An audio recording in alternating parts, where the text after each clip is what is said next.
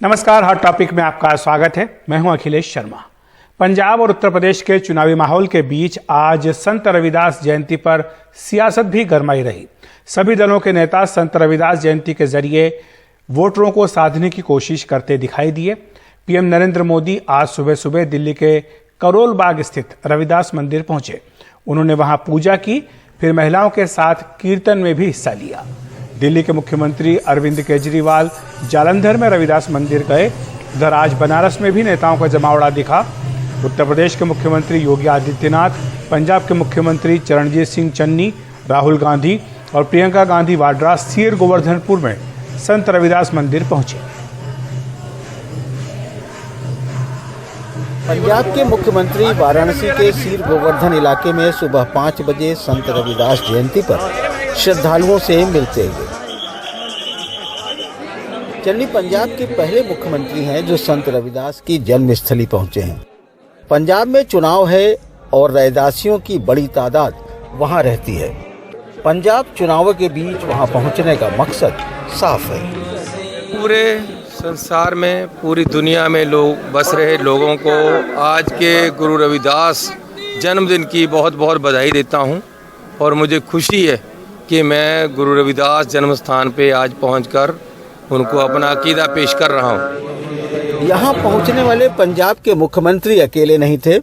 प्रियंका और राहुल गांधी ने मत्था टेका, लंगर छका और मंच पर संतों से आशीर्वाद लिया तो आम आदमी पार्टी के संजय सिंह ने भी हाजिरी दी और आशीर्वाद लिया। संत रविदास जी के अनमोल विचार हैं। कोई भी व्यक्ति छोटा या बड़ा अपने कर्म से होता है, ऊंच या नीच अपने कर्म से होता है, जाति से नहीं होता। इस विचार को आज भी अपने जीवन में उतारने की आवश्यकता है, जिसको आम आदमी पार्टी उतारने का प्रयास कर रही है लगातार। दिल्ली के मुख्यमंत्री अरविंद केजरीवाल जी लगातार जनता के लिए काम कर रहे हैं। मैं हर साल आती हूँ। इस साल और भी अच्छा लगा क्योंकि भैया है मेरे साथ, श्रद्धा के लिए आए हैं हम, और सबको बहुत बहुत शुभकामनाएं आज के दिन के लिए। उत्तर प्रदेश के मुख्यमंत्री योगी आदित्यनाथ भी पीछे नहीं रहे। वह भी बाकी नेताओं की तरह संत रविदास के दरबार में पहुंचकर मत्था टेका, लंगर छका, लेकिन बाकी नेताओं से आगे जाकर उन्होंने अपने किए गए काम को गिनाया, जिससे उनके यहाँ आने का मकसद साफ नजर आया।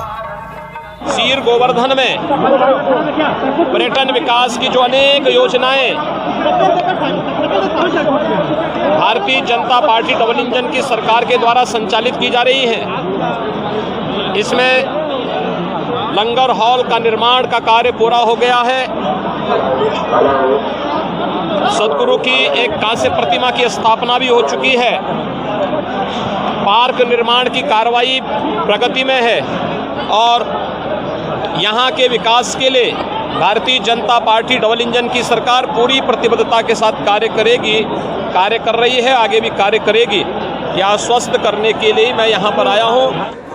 इतने नेता इस बार किस लिए आए हैं, इसका भेद श्रद्धालुओं से भी छुपा नहीं रहा। उनका राजनीतिक स्टंट होता है ये। उनको गुरु घर से कोई मतलब नहीं होता। गुरु से क्या लेना है? गुरु घर तो पहले भी है यहाँ पे, पहले क्यों नहीं आते वो? अब इलेक्शन के दौरान क्यों आते हैं? क्योंकि यहाँ पे दलितों का वो मसीहा है, श्री गुरु रविदास जी महाराज जी, काशी जी में उनका जन्म हुआ है, इसलिए राजनीतिक स्टंट के कारण आते हैं। अगर इनको गुरु से प्यार होता तो 5 साल का इलेक्शन बीच में क्यों नहीं आते गुरु घर पे? पंजाब में रैदासियों की संख्या काफी है और उत्तर प्रदेश में भी संत रविदास को मानने वाले कई सीटों पर निर्णायक भूमिका अदा करते हैं। लिहाजा हर पार्टी इनको लुभाकर अपने वोट पक्के करना चाहती है।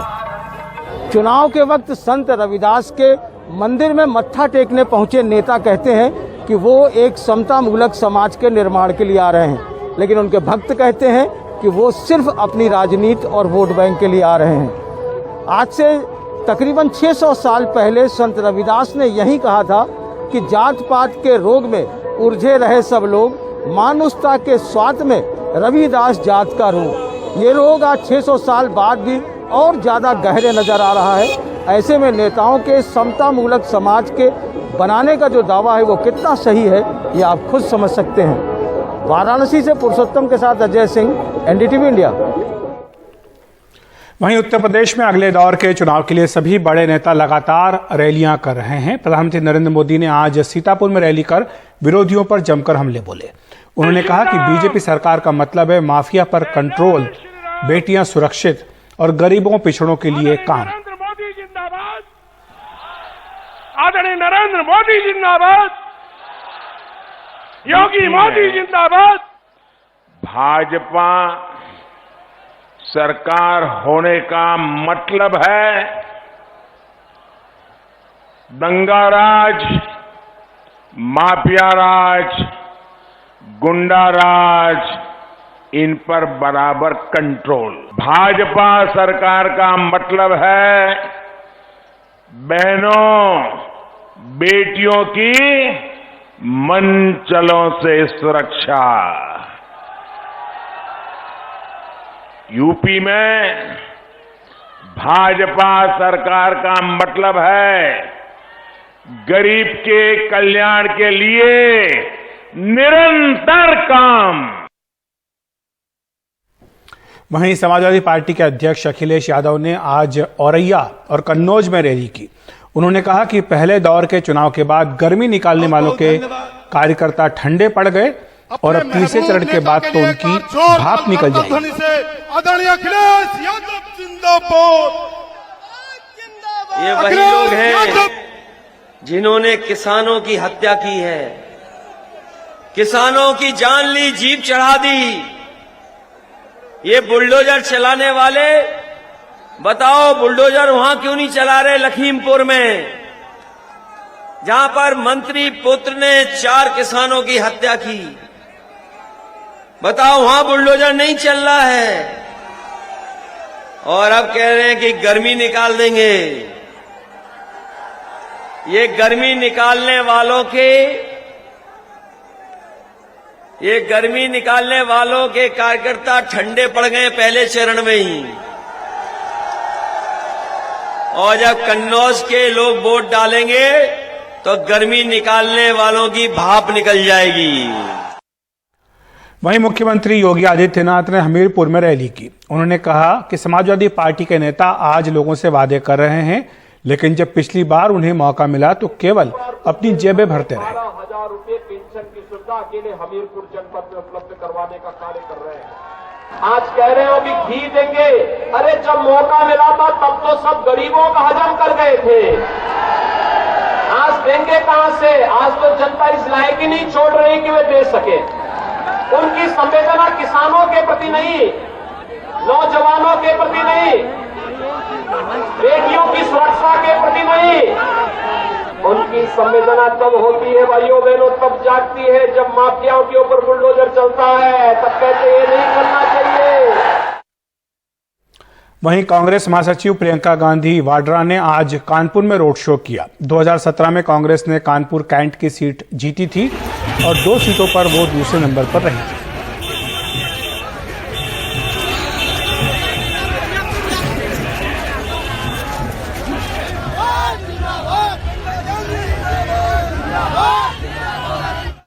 वहीं बीएसपी प्रमुख मायावती ने आज लखनऊ में रैली की। उन्होंने बीजेपी, सपा और कांग्रेस पर वोट बैंक की राजनीति करने का आरोप लगाया।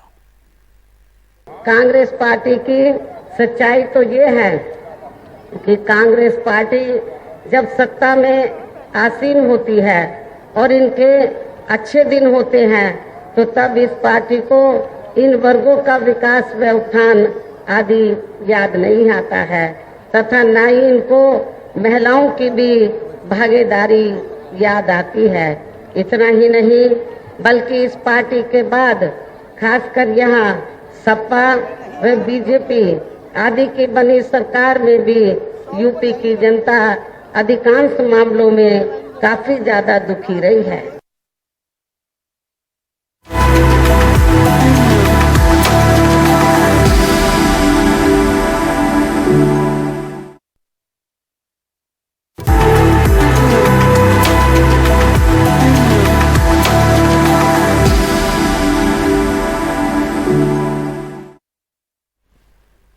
सत्रह साल की एक लड़की काम की तलाश में दिल्ली आई, लेकिन यहां आकर उसकी जिंदगी तबाह हो गई। नशा देकर उसके साथ बलात्कार किया गया। कुछ महीने बाद जब उसके पेट में दर्द हुआ तो पता चला कि वो 7 महीने की गर्भवती है। ऐसे में कैलाश सत्यार्थी का बचपन बचाओ आंदोलन उस लड़की की मदद के लिए आगे आया। बेहतर भविष्य की उम्मीद और सपने के साथ कशिश 2 साल पहले नेपाल से दिल्ली आई थी। वो कभी स्कूल नहीं गई थी और परिवार की मदद के लिए घरों में काम करती थी। उसने सोचा था कि वो अपने पांव पर खड़ी हो जाएगी, लेकिन एक दिन उसका सपना चकनाचूर हो गया। बीते साल फरवरी में कशिश पास के एक फोटो स्टूडियो गई कुछ फोटो खिंचवाने। उसे बिल्कुल अंदाजा नहीं था कि पड़ोसी की बुरी नजर उस पर है। उसने उसे पानी दिया और पीते ही वह बेहोश हो गई। इसके बाद आरोपी ने उससे बलात्कार किया। वो पवन ने बोला कि बहन से, भाई तुम मेरे साथ दोस्ती करोगे बोल के, तो बहन ने मना कर दिया। बोला गर्मी का टाइम था, पानी प्यास लग रही थी। हाँ, पानी का प्यास लग रही थी। फिर उन्होंने वो करीब बहन ने पानी मांगा तो बोतल का ढक्कन भी खुला था। पानी पीने के बाद उसको कुछ भी होश नहीं था, है ना। जब उसका होश जब आया ना तो उसी के घर के 2 सीढ़ी के नीचे बैठी थी कह रही है। कुछ महीने बाद कशिश को पेट दर्द होने लगा। वो अस्पताल पहुंची, जहां से पता चला कि वो 7 महीने की गर्भवती है। इतनी देर से गर्भपात कराना मुमकिन नहीं था। बच्चे के जन्म के बाद अस्पताल ने फौरन पुलिस को सूचित किया और आरोपी पर आईपीसी और पॉक्सो की अलग अलग धाराओं के तहत एफआईआर दर्ज कराई गई। आरोपी अब न्यायिक हिरासत में है। इस हादसे ने कशिश को मानसिक तौर पर बिल्कुल तोड़ दिया। वो जिंदगी से जूझ रही थी कि कैलाश सत्यार्थी चिल्ड्रंस फाउंडेशन से जुड़ा संगठन बचपन बचाओ आंदोलन उसके बचाव के लिए आया। उसे मनोवैज्ञानिक मदद तो मुहैया कराई गई, साथ ही उसे मुआवजा दिलाने के लिए उसका बैंक अकाउंट खुलवाया। बचपन बचाओ आंदोलन की टीम ने उसकी मेंटल हेल्थ काउंसलिंग करवाई है, उसकी ट्रॉमा काउंसलिंग में कर रहे हैं। एंड हमारी टीम ने उसके कंपनसेशन को बढ़ाने के, जो कि उसको 50,000 का मिला था, उसको बढ़ाने के हाईकोर्ट में भी रेट डाली है। उसके बच्ची के और उसके घर वालों की कोई किसी तरह के भी कोई सरकारी डॉक्यूमेंट नहीं है, कोई प्रूफ नहीं है। तो वो सारी चीजों में हमारी टीम लगी हुई है कि सारे प्रूफ और सारे डॉक्यूमेंट बन जाएं। जहां इस मामले से बच्चों को चौकन्ना रहने की जरूरत सामने आई है, वहीं बिना बदनामी के डर से तत्काल मामला दर्ज कराना भी अहम है। देर से मिलने वाला मुआवजा भी इंसाफ की राह में रुकावट है। कैलाश सत्यार्थी चिल्ड्रंस फाउंडेशन की जस्टिस फॉर एवरी चाइल्ड मुहिम का मकसद यौन उत्पीड़न और बलात्कार के शिकार बच्चों को कानूनी और मनोवैज्ञानिक मदद मुहैया कराना है। आपके सहयोग से इन पीड़ितों को तेज गति से न्याय हासिल करने में मदद मिलेगी। Bureau report, NDTV.